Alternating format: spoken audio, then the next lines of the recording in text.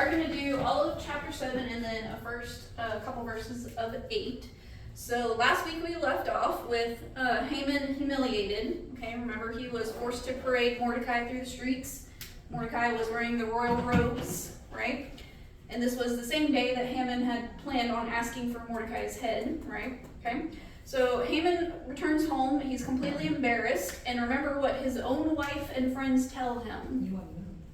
No, that he would fall. And he would fall before the Jews, right? Because you didn't tell us that they were Jews. Oh yeah, you're never going to have victory over them, right? Okay, so now, at the end of that, we're told that Esther is getting ready to have a second banquet. So this is the very next day. And it's time for the queen to make her request known. And for Mordecai and Haman's true characters to be revealed. Okay, so let's jump into Esther 7, verse 1. So the king and Haman went into the feast with Queen Esther. And on the second day, as they were drinking wine after the feast, the king again said to Esther, "What is your wish, Queen Esther? It shall be granted to you. And what is your request? Even to the half of my kingdom it shall be fulfilled." Then Queen Esther answered, "If I have found favor in your sight, O king, and if it please the king, let my life be granted me for my wish and my people for my request. For we have been sold, I and my people, to be destroyed, to be killed, and to be annihilated. If we had been sold merely as slaves, men and women, I would have been silent. For our affliction is not to be compared with the loss of the king." Okay? So Esther doesn't just blurt out her response. She kind of builds it with grace here. She's clear. She's very respectful. But we don't miss the emotional tug here. Let my life be granted to me. Okay, so she personalizes the decree. It's not just about some Jews or the past that she's left behind. She's one of them. So she's putting her lot in with her people. And I'm sure Haman is sitting there realizing his grave mistake a little too late. He has condemned the queen herself. Okay? But notice the contrast here between Haman and Esther. Esther uses her influence to plead for life, whereas Haman was going to be pleading for death. Okay? So what a difference in leadership here. And this really reveals the difference of using influence to either protect or harm. Okay, so we have this great juxtaposition here. So let's find out what happens. Verse 5. And King Ahasuerus said to Queen Esther, "Who is he and where is he? Who has dared to do this?" And Esther said, "A foe and enemy, this wicked Haman." Then Haman was terrified before the king and queen. And the king rose in his wrath from the wine drinking and went into the palace garden. But Haman stayed to beg for his life from Queen Esther, and he saw that harm was determined against him by the king. And the king returned from the palace garden to the place where they were drinking wine, as Haman was falling on the couch where Esther was. And the king said, "Will he even assault the queen in my presence, in my own house?" And the word left the mouth of the king. They covered Haman's face. Then Harbona, one of the eunuchs in attendance on the king, said, "Moreover, the gallows that Haman has prepared for Mordecai, whose word saved the king, is standing at Haman's house 50 cubits high." And the king said, "Hang him on that." So they hanged Haman on the gallows that he had prepared for Mordecai. Then the wrath of the king was abated. Okay? So the king demands to know what is going on here, because he's been left out of the loop. Why do you feel that's on your mind? He wasn't like kicking and screaming like you tried to kill all the Jews. Like I need some more. Yeah. So he was killed on the gallows. Okay, Okay, let's walk through it. A little bit of a letdown. But he was begging. He was begging. Let's walk through it. Yeah, Queen Okay. Esther. All right. So the king hears this and demands to know what's going on. He's obviously been left out of the loop. Okay? He is the king of 127 providences, and he doesn't even know what's going on. Okay? You could hear the confusion and the emotion in his questions. Who's done this? Where is he? And who has dared to do this to my queen? Okay? He's like, who? What? Who? Okay? That's his response. All right? And Esther's answers are equally emotional. She literally goes, "An enemy and a foe, this Haman." Remember, there's only the three of them sitting at the table, okay? And she points out this Haman right here, this one, so that there's no mistake, this guy, okay? He's it, all right? And Haman just starts shaking in his boots because he knows, uh-oh, I've really messed up here. And I love this, that the king storms out of the room. The first time we see him take a pause Before he reacts. It's very interesting. We've seen King Ahasuerus kind of grow a little bit here. He doesn't immediately turn to his advisors or react. He goes for a walk in the same palace gardens where he banished Vashti. Okay, so he goes out for a little stroll to get some air. And this is an interesting callback to chapter 1. Haman just panics. And he starts begging for his life because the queen is the only one who could save him at this point. To the point where he throws himself at her feet. Okay, so they would have been reclining on these a little bit elevated couches, and he literally throws himself on her, and that's the exact moment that the king decides to come back. Uh-oh. If Haman wasn't in enough trouble before, now he's really in trouble, because when the king walks in and he sees Haman on his wife, he thinks that Haman is now going to put hands on her, that she has escaped this decree, and he's going to finish her off. And so the king says, wait a minute, what is going on? And the eunuchs who are standing there, they get something and they cover Haman's face. And this was a sign in Persian culture that his presence was no longer welcomed in the presence of the king and queen, okay? This also calls back to remember when Haman covered his face when he was ashamed and he went home covering his face, okay? So we have a lot of interesting callbacks in this scene. Okay, so he says, I love the one eunuch, same eunuch from chapter 1, so you know this is a lot of callbacks to chapter 1. He says, oh yeah, by the way, did you know that Haman has built a 75-foot pole in his front yard, and he was planning to hang Mordecai on it? Remember that same Mordecai who protected you? Who, told you that there were people who were out to get you? And the king doesn't even need somebody to tell him. He doesn't need wise counsel on this one. All he says is, put Haman on that, okay? The great twist and irony as Haman was having the 75-foot spike built and just imagining the satisfaction of Mordecai being hanged on it, that's how he ends. It's still a letdown. Sorry. But it's justice. I needed him kicking and screaming and being drugged there. I needed to know, his fear. Oh, he was definitely I'm sure he was, and I wanted to read about it. Yeah, and they drag him out of the king's presence and hang him right then and there with his wife and his friends watching. I think there's some irony too in the fact that the eunuch was like, "Hey, how about this?" Because weren't they seen as so much less than? Yeah. So this wasn't a wise man. This wasn't this wasn't a prince. This was just one of the servants. Like, I heard he's got a 75-foot spike out there. What you think about that? And King goes, okay, I can read between the lines. Hang him on it. And I love that we're told at the very end, then the wrath of the king abated. He was done. He was over it. He was ready to move on. So you can see the king's emotions just all over the place. So he's now done. He's like, this situation is done and over with. I can go back to doing what I want to do. Living my life, right? How much of unchecked pride has its way in Haman's life? You can see that choice after choice of Haman's. That his unchecked pride is definitely calling the shots in his life. Okay? Alright, so it was like the epitome of a narcissist for that time. Now that king knows she's a Jew. Let's find out.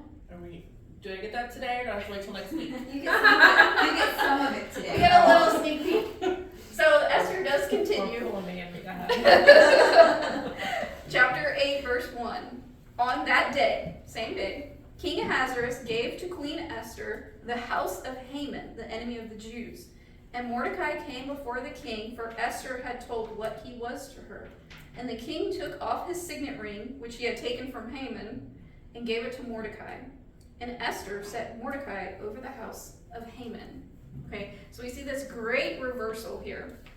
Esther gets Haman's house, all of his possessions, okay, everything. Does that mean his wife and everything would then become cast slaves? out? Would they be cast out or would they become slaves? Technically, that would be up to Queen Esther, what she wants to do.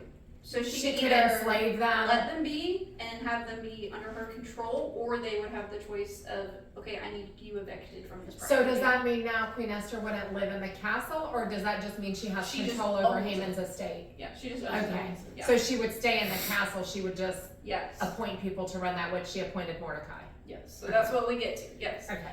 So Esther gets control of all of Haman's possessions. Haman's wife and friends were right. Okay? And could you imagine that day that somebody comes to tell them what had happened to her husband? Wouldn't they have seen what happened to their husband? No, this happened in the palace. So they were home. No, they. But wasn't the thing that came right right. in their house? So can you imagine them bringing home your husband, dragging him and sticking him on the 75-foot pole in your front yard, and then going, guess what? The queen now owns you. And all of your possessions and all of your land and all of your households and everything that you own now belongs to the queen. And he left that day Thinking he was gonna. And I wonder if the wife was saying, Upper hand. if you had only told me they were Jews from the beginning, I would have Right. told you how this would have been. So can you see his She was like, well, I guess I got what I deserved. I was right. Didn't The ultimate wife, I was right in the Bible. Right. Yeah. Right. If you had only listened. Alright, Wow. so all of that happens, and Esther tells her husband, finally, who Mordecai is to her. He's not only her cousin, but he's her adopted father. He's the one who's been taking care of her. So think about the legacy that Mordecai has now left behind here. He raised Esther, loved her, protected her, and taught her, and all of that is now coming to fruit in this moment, okay? Because he is standing before the king, and they have just taken care of Haman, right? So the king takes off his signet ring, which he took off of Haman before they escorted him out, and he puts it on Mordecai's hand, okay? Haman had worn that ring and intended evil, and we're going to see what Mordecai does with it. So can you imagine the story of this little ring that sits on a king's hand, and then sat on Haman's hand, and now it's on Mordecai's hand, okay? But this is not just a ring, this is power, not in Lord of the Rings style, but this is a ring of power, okay? It's authority. It's as if you're handing over the king's authority to do something, okay? So, authority passes, but not just from one man to another, from selfish ambition, because everything that Haman did was all about himself, to a godly steward, okay? And Esther turns around and she gives all of Haman's possessions to Mordecai, so that now he has all of these lands. It is his job to figure out what to do with all of the people and the land and the possession, okay? So now he is master over Haman's house. So great role reversal here. And this passage really shines a light on spiritual mentors and those who influence us, okay? We need to follow people with integrity, okay? And we need to be very, very careful who we follow after.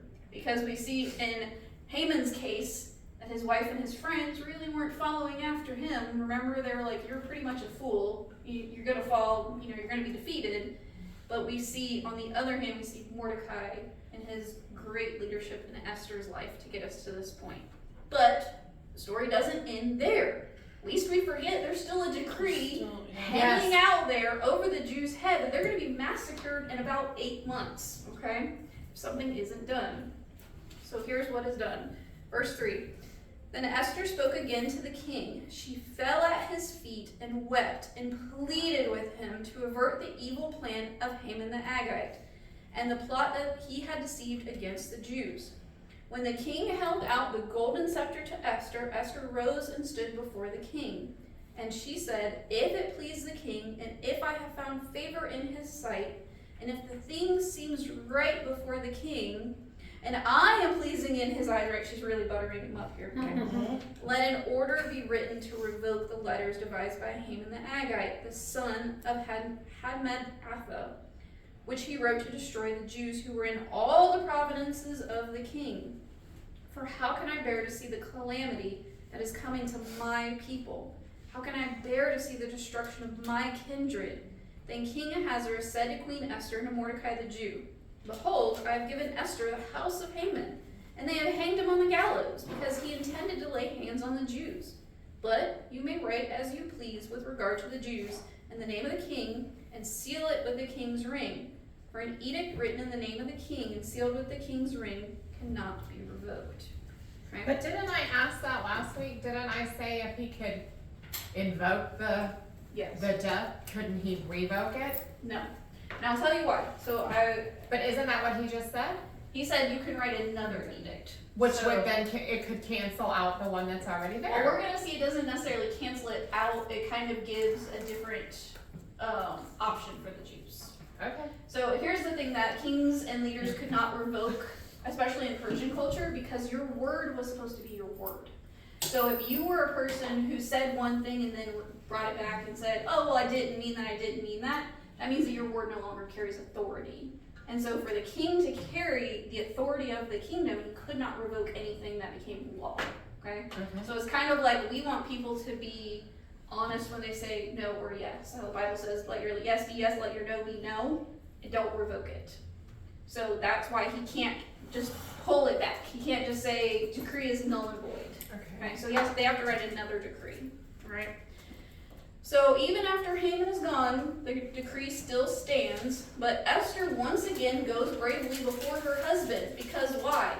He could care less, right? We've already seen his emotions. He's done it over the whole situation. He doesn't really care. It's not really affecting him yet, okay? It will, future, okay?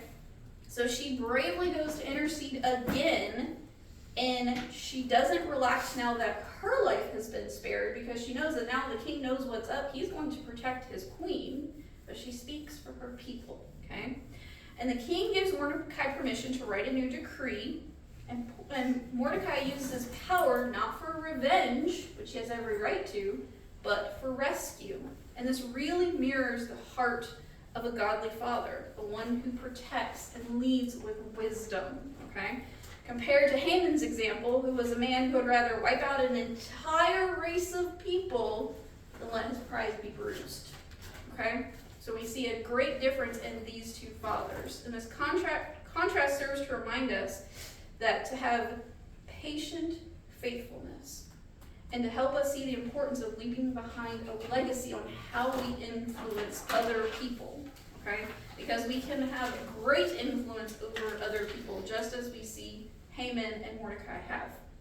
So I know that Father's Day can bring a mixed bag of emotions, memories of good dads, grief over lost ones, or even wounds from those who have fallen short.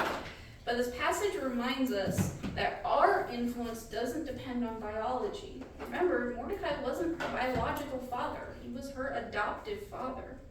Okay? Mordecai became a spiritual and physical parent in Esther's life.